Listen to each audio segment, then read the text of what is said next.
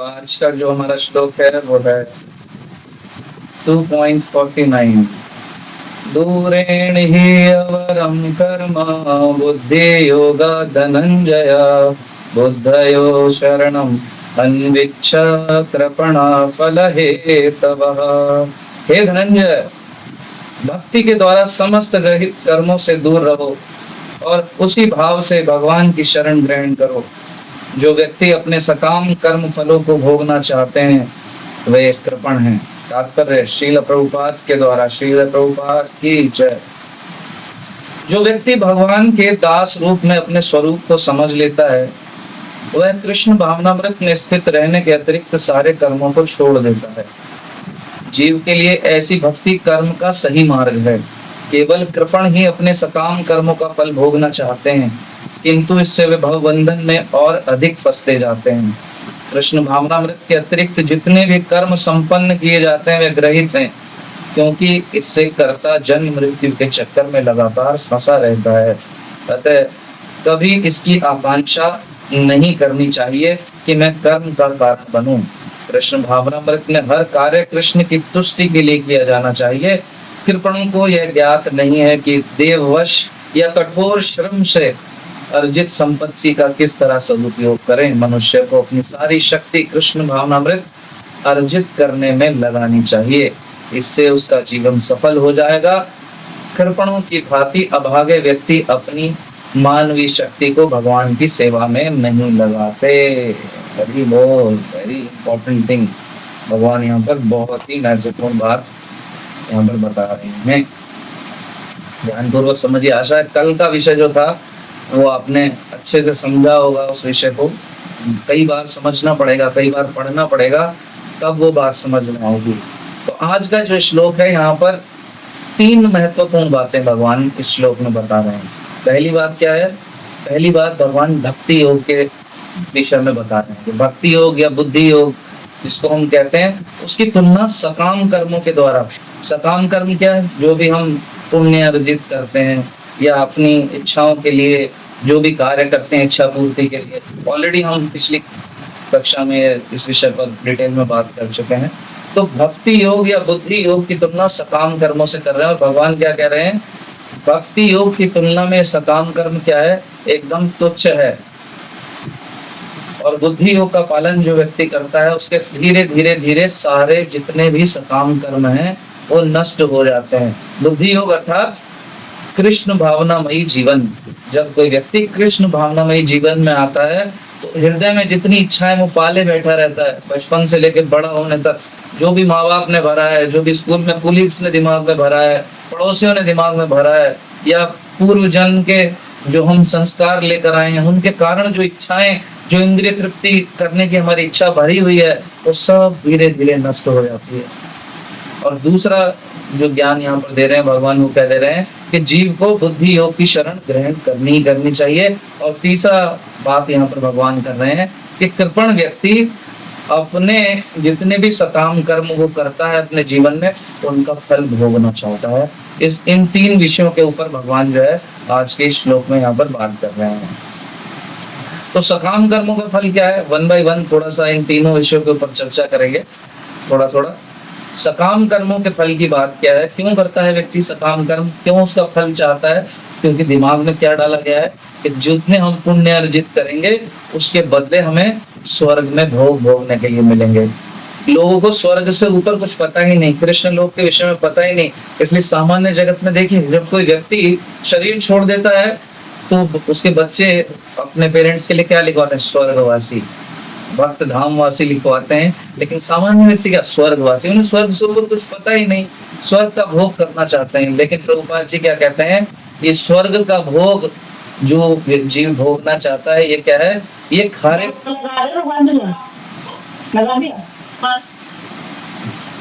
माता जी म्यूट कर लो वरना मुझे भी उठ के जाना पड़ेगा भोग लगाने के लिए।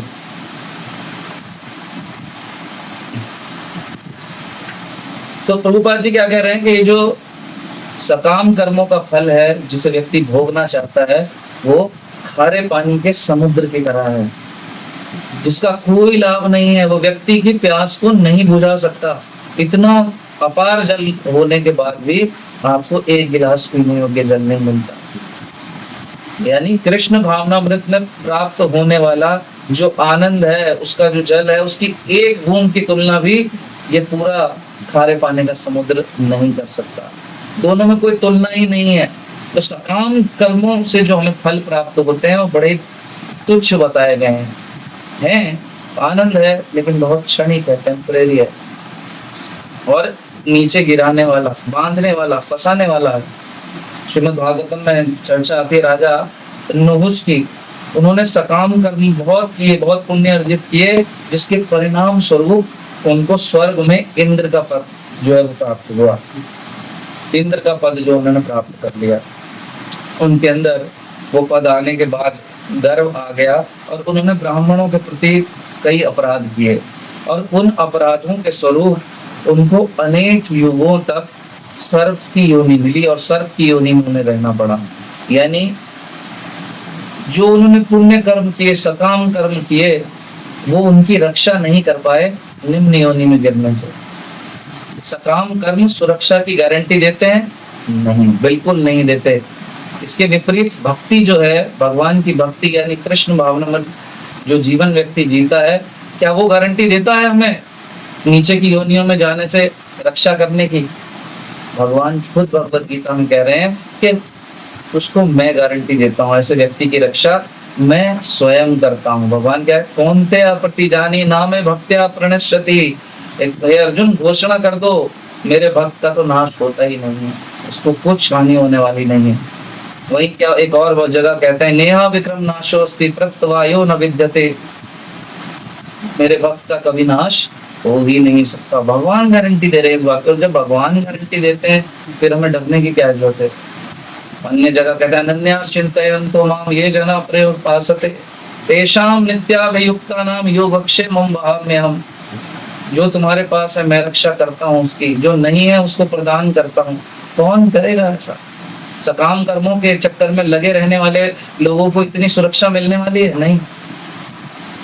एकादशी के दिन नुक्कड़ पे या चौराहों पे ड्रम में रूह अफ़ज़ा और दूध डाल के बांटने वालों को पुण्य कर्म के फल के बदले स्वर्ग में कुछ दिनों के लिए आनंद तो मिल सकता है, लेकिन वहीं वो जो व्यक्ति उस एकादशी पे भक्तिमय भाव से भगवान के लिए उपवास रखता है, उसको भगवान उसकी स्वयं रक्षा करते हैं, उसको ये फल प्राप्त होता है। तो दोनों में बहुत डिफरेंस है।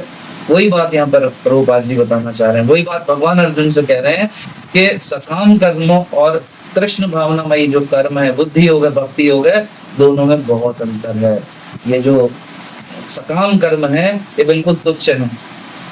वही राजा नरग का नाम सुना होगा आपने, श्रीमद् भागवतम में। राजा नरग, उन्होंने क्या किया?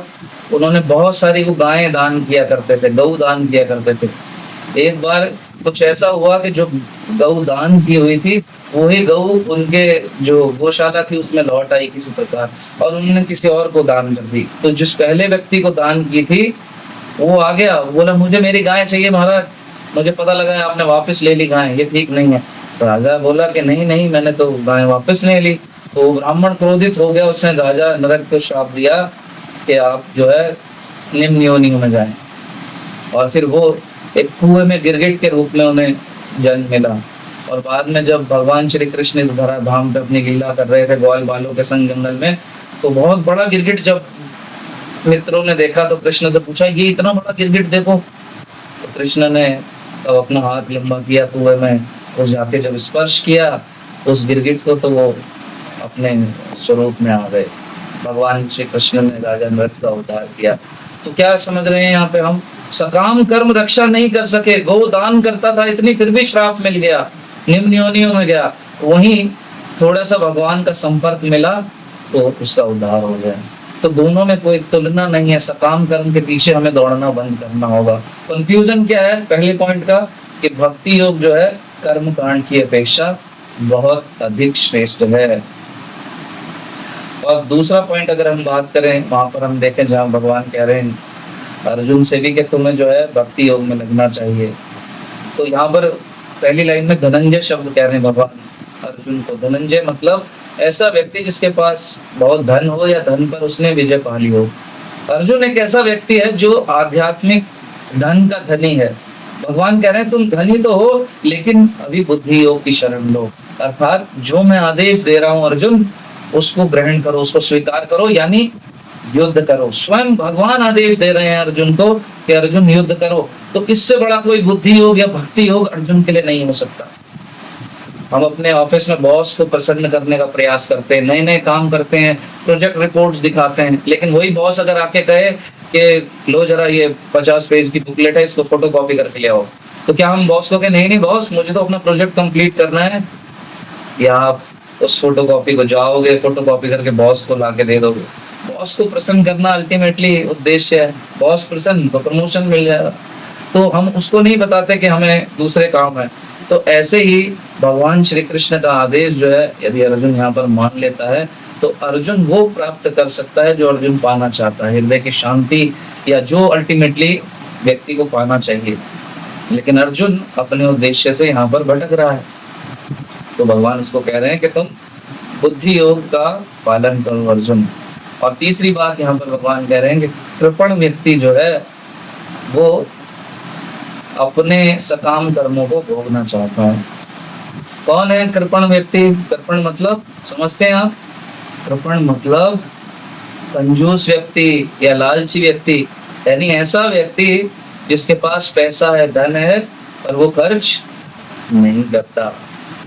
तो भागवत में 11वें स्कंद में कथा आती है, कहता है भिक्षुक गीत। आप लोगों ने गोपी गीत तो सुना होगा, लेकिन 11वें स्कंद में आता है भिक्षुक गीत। उसमें एक धनी व्यक्ति की कथा आती है। एक धनी व्यक्ति था जो अवंती नगरी में रहा करता था और ब्राह्मण था। ब्राह्मण कैसा था? ब्राह्मण पर व्यापार किया करता था और उसके पास जो है बहुत सारा धन भी था उस ब्राह्मण के पास। पर वो धन का करता क्या था? धन को ना तो वो खर्च करे, ना वो धर्म के कामों में धन को खर्च करता था कि कोई धार्मिक कार्य करे, तो मंदिर बनवाए, ना ना ना, कोई लेना देना नहीं। ऐसा व्यक्ति क्या करता है? फिर वो घूमता फिरता है, अच्छा भोजन करता है, अच्छे वस्त्र पहनता है और अपने ऊपर खर्चा करता है। लेकिन ये विशेष था, ये अपने ऊपर भी खर्चा ना करे, कोई भोग विलास के काम नहीं करने। चमड़ी जाए पर दमड़ी ना जाए, पैसा नहीं खर्च करना बिल्कुल, दमड़ी लाल की तरह। न ही अन्यों के ऊपर खर्चा किया करता था, किसी के ऊपर खर्चा नहीं, परिवार वालों के ऊपर भी खर्चा ना करे, न बच्चों की फीस दे, न बच्चों की यूनिफॉर्म, न कॉपी किताबें, न पत्नी साड़ी मांगे, ज्वेलरी मांगे, कोई लेना देना नहीं, पैसा फिक्स रहना चाहिए। न समाज के ऊपर कोई खर्चा। तो सारा धन जो है वो अपने पास रखता, उसको धन को देखकर बड़ा आनंद होता था। हुआ क्या, धीरे धीरे उम्र बढ़ी और एक समय आया, सारा जीवन उसने धन को अर्जन करने में लगा दिया, सबको निराश करता रहा, किसी के ऊपर खर्चा नहीं किया। और एक समय आया कि चोरों ने उसका सारा धन साफ कर दिया, सारा धन उसका लूट लिया। और जो थोड़ा बहुत उसके पास बचा भी था, कहीं जो चोरों से बच गया थोड़ा बहुत, तो उसके जो बच्चे थे उन्होंने वो सारा धन उससे ले लिया। क्यों? आपके पास रह गया, आपने तो खर्चा करना नहीं, फिर से कोई चोर लुटेरे ले जाएंगे, तो अच्छा है कि धन आप अपने पास ना रखिए, इसको हम अपने पास रखते हैं। तो फिर क्या था, वो जो ब्राह्मण था तो बहुत धनी, पहले सारा जीवन का समय लगा दिया धन कमाने में, और अब कंगाल हो गया, ना धन रहा, ना समय, ना स्वास्थ्य, सारा जीवन उसने धन जोड़ा, उसके कुछ काम नहीं आया। तो वहां से कथा तो एक लंबी है, यहाँ से हम क्या उठा सकते हैं कि हम भी अपने जीवन में क्या करते हैं। हम भी कुछ ना कुछ मात्रा में कृपण हैं, कंजूस हैं। हम धन कमाने में अपनी बहुत ऊर्जा, बहुत एनर्जी हम लगा देते हैं, बहुत शक्ति हम लगा देते हैं, लेकिन जो सही जगह है एनर्जी लगाने की, वहां हम एनर्जी लगाना छोड़ देते हैं। किसी से कहो भक्ति में ही कार्य करो, भगवत गीता पढ़ो, क्लास होती है आया करो, अरे ये तो बुढ़ापे के काम है, ये कहाँ तुम जवानी में लग गए, ये प्रभु जी तो खुद पागल है और तुम्हें भी पागल कर देंगे। तो सारा जीवन हम कहाँ भाग रहे होते हैं? धन के पीछे, और ये धन कहीं ना कहीं यूं ही निकल जाता है। कभी कभी लोग अपने ऊपर भी खर्च नहीं कर पाते, और अपने ऊपर भी खर्च कर पाए तो भोग विलास, और वो भोग विलास का है हमें बंधन में बांध डाल, नुकसान ही नुकसान, नुकसान पे नुकसान। क्या मिला? कुछ भी नहीं। और हम भी अपने जीवन में यही सब करने मिलेंगे, ठीक नहीं। प्रभुपाद जी क्या कहते हैं, प्रकृति के सारे गुणों को सिर्फ, या फिर ऐसे समझाते हैं प्रभुपाद जी एक और तरीके से, कि प्रकृति ने हमें बहुत सारे गुण दिए हैं, चलो हम सभी को गुण दिए हैं, उन सब गुणों का भी इस्तेमाल यदि हम भगवान की सेवा में नहीं करते तो भी हम कृपण हैं। हमारे पास बहुत अच्छे अच्छे गुण भगवान ने दिए हैं, हम उनको न लगाएं भगवान की सेवा में। गाने का गुण दिया भगवान ने, हम नए नए मंचों पे जाके हॉलीवुड बॉलीवुड गाते रहे, पैसा कमाते रहे, और भगवान के भजन न गाएं, भगवान पे गुणगान न करें, तो क्या लाभ? खूब सारा धन कमाने की हमें कला दे दी भगवान ने, हमने खूब धन कमाया भी, और सब हमने अपनी अय्याशी पर लगा दिया, हमने भगवान की सेवा में कभी लगाया नहीं, तो क्या लाभ? ऐसा व्यक्ति कृपण है। जो भी गुण हमें भगवान ने दिए उनको हमें भगवान की सेवा में लगाना चाहिए, अन्यथा हम कृपण हैं, हम भी कृपण हैं। और जब व्यक्ति ऐसा नहीं करता कि दिए हुए गुणों को भगवान की सेवा में नहीं लगाता, तो फिर वो बंधन में फंस जाता है। क्यों फंसता है बंधन में? अभी मैंने एक्सप्लेन किया था, क्योंकि भगवान की सेवा में नहीं लगाएगा तो अपनी इंद्रिय तृप्ति के लिए लगाएगा, और जो अपनी इंद्रिय तृप्ति के लिए लगाएगा तो वो बंध जाएगा, और इस भौतिक जगत में बंधता रहेगा। पुनरपि जननम पुनरपि मरणम पुनरपि जननी जठरे शयनम, बार बार माँ का गर्भ। जो शायद ज्ञानी व्यक्ति जो थोड़ा भी ज्ञान प्राप्त कर लेता है भगवान के दिव्य वाणी का, वो नहीं चाहेगा कभी भी पुनः इस भौतिक जगत में किसी भी योनि में माँ का गर्भ प्राप्त करें। कोई भी बंधना नहीं चाहेगा, हर कोई व्यक्ति मुक्त होना चाहता है। तो प्रभुपाद जी यही कह रहे हैं, और नटशेल या ड्रग्स या मक्खन जो मथा हुआ है वो यही है बात का, कि यदि मुक्त होना है तो कृपणता त्याग नहीं होगी। यानी हमारे पास जो कुछ भी है, चाहे वो धन के रूप में हो, चाहे गुणों के रूप में हो, जो भी हमारी क्षमताएं हो, जो भी योग्यताएं हो, उन्हें हमें भगवान की सेवा में लगाना पड़ेगा। और यही है बुद्धि योग या भक्ति योग। तो व्यक्ति जब बुद्धि योग में लगेगा या भक्ति योग में लगेगा तो सारे बंधन उसके कटते चले जाएंगे, और एक समय आएगा जब वो शरीर का त्याग करेगा तो वो भगवान के धाम में प्रवेश कर सकता है। हरे कृष्ण कृष्ण कृष्ण हरे हरे, हरे राम राम राम हरे हरे। श्रील प्रभुपाद की जय, भगवद गीता यथारूप की जय। हरे कृष्णा। तो कल पुनः मिलेंगे 9 बजे। यदि आज की चर्चा से संबंधित आपका कोई प्रश्न हो तो आप व्हाट्सएप पे हमें भेजिएगा। कुछ भक्त भेजते हैं, उनको हम उत्तर भी करते हैं। तो आपका कोई प्रश्न हो तो आप हमें भेजिए। सोने से पहले आज की इस विषय के ऊपर चर्चा जो भी हुई है उसके बारे में मंथन करिए थोड़ा, कि क्या आज की कक्षा से आप अपने जीवन में इम्प्लीमेंट कर सकते हैं। पुनः मिलेंगे कल, तब तक के लिए हरे कृष्ण। श्री प्रभुपाद की जय।